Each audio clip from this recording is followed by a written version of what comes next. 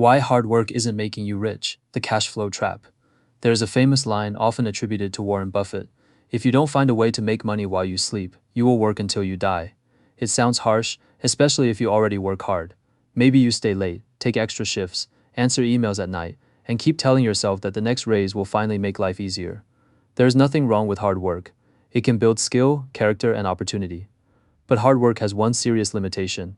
If every dollar you earn is tied to another hour of your time, your financial life is still trapped inside a clock.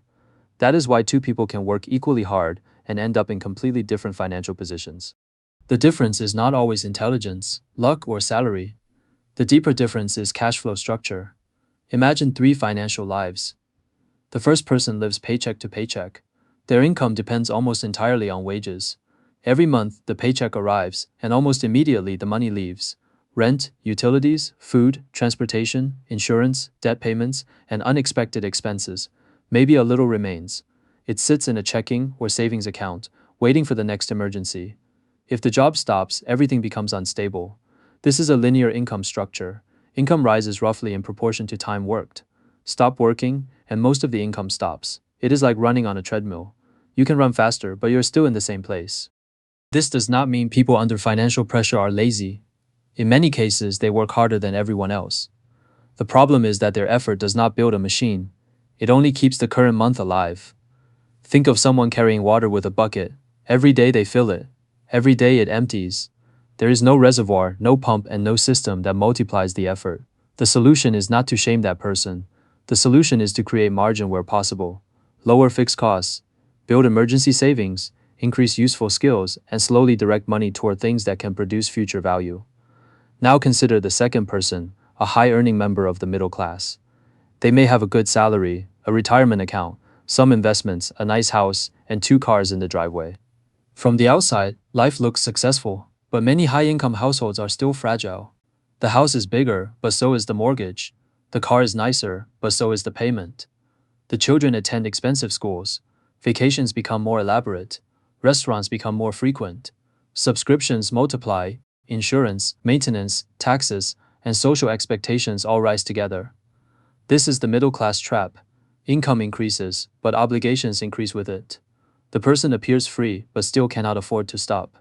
If the paycheck disappears for 6 months, the entire lifestyle begins to shake. This is why lifestyle inflation is so dangerous. It does not feel like danger, it feels like progress. You get a raise and move into a better apartment. You receive a bonus and replace a reliable car. You get promoted and decide your old lifestyle no longer matches your status. Every decision may seem reasonable by itself. Together, they can create a life that requires permanently high income. Your salary grows, your freedom does not. Consider a simple car example. Imagine two people receive the same $20,000 raise. The first uses the raise to finance a more expensive car. The second keeps driving a reliable vehicle and directs most of the additional income towards savings, investments, or a small business. After 1 year, the first person may look richer. After 10 years, the second may have far more options. The car is not the real issue. The issue is what each person used the raise to build. One built a larger monthly obligation. The other built ownership and financial flexibility. This is why income and wealth are not the same thing. Income is what passes through your hands. Wealth is what remains, what grows, and what gives you choices.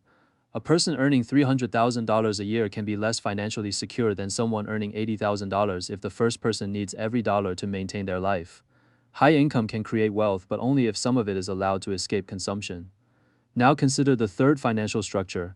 This person still works, but not all income depends on today's labor. Some money may come from business ownership, dividends, interest, royalties, rental income, intellectual property, or long-term investments. None of these is automatically passive. A business takes work. Property requires management. Investing requires knowledge and patience. Creating a book, course, patent, or software product may take years. But these activities share one important feature. They can continue producing value after the original hour of work is finished. A business can make a sale while the owner is asleep. A useful piece of software can serve another customer without being rebuilt from the beginning. A long-term investment can produce income or appreciate while the investor is doing something else. A valuable skill can raise the value of every future hour. This is not magic, it is leverage. The goal is not to stop working tomorrow.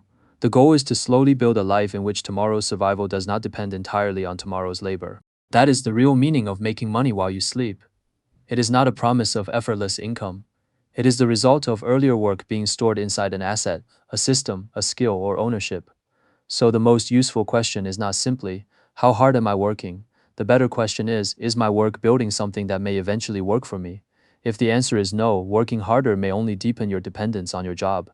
That is why some high earners still feel trapped.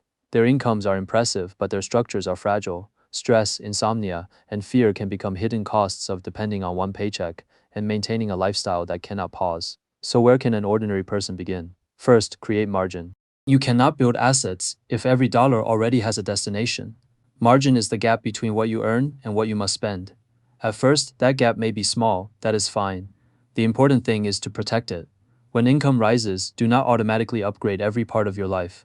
Allow at least some of the raise to increase your freedom instead of your fixed costs. Second, build an emergency fund. Emergency cash does not produce exciting returns, but it performs an important job. It prevents one surprise from becoming expensive debt. It gives you time to think. It can keep you from selling investments at the worst moment. Cash is usually not a growth asset, but enough cash can protect every other asset you own. Third, invest in productive capacity. That could mean low-cost, diversified funds. It could mean education that leads to a real marketable skill. It could mean tools, equipment, software, or a small business. It could also mean paying down high-interest debt. The right choice depends on your situation. The principle is simple. Move some of your surplus from consumption toward future production. Fourth, build a second source of income gradually. You do not need 7 income streams. That internet slogan makes financial freedom sound like a circus act. Start with one additional stream that fits your skills and circumstances. Freelance work can become a small agency. A specialized skill can become consulting. A useful digital product can continue selling. A carefully chosen investment portfolio can grow over time. The goal is not instant passive income. The goal is reduced dependence. Fifth, measure freedom, not appearance. Before a major purchase, ask, will this make my life better, or merely make it more expensive to maintain? Will it create value, save meaningful time, protect my health, or increase my earning ability? Or am I buying it mainly because I want other people to see me differently? There is nothing wrong with enjoying money. Personal finance should not make life miserable. But there is a difference between buying something you genuinely value and buying a symbol you must keep paying for. Sixth, avoid turning every raise into a permanent obligation. A vacation is temporary. A larger mortgage may last 30 years. A good meal is temporary. A luxury car payment can follow you for years. One-time spending and permanent fixed costs are not the same. Permanent costs reduce future choices. Finally, understand what financial freedom actually means. It does not necessarily mean never working again. It means work becomes less desperate. It means you may be able to leave a toxic job without immediate panic. It means a recession is less likely to destroy your life overnight. It means you can rest, learn, care for family, or wait for a better opportunity. It means your time slowly begins to belong to you. A person whose cash flow depends entirely on wages has little room for interruption. An overextended high earner may have the same problem because lifestyle and debt consume the income. Being a financially resilient person often has more room to breathe because income, savings, skills, and assets work together. This is not a message telling you to stop working hard. It is a message telling you to aim your work better. Hard work is valuable, but if all it does is raise your living costs, it can become a trap. Each surplus dollar can either be consumed today or help build future flexibility. A healthy financial life makes room for both enjoyment and ownership. Every raise can either upgrade your image or upgrade your freedom. Every year can either deepen your dependence or reduce it. The real sign of financial freedom is not earning the most. It is being able to pause without your life immediately falling apart. One day, you may no longer be afraid to stop for a while. Not because you became the highest paid person in the room, but because your life no longer depends entirely on a paycheck.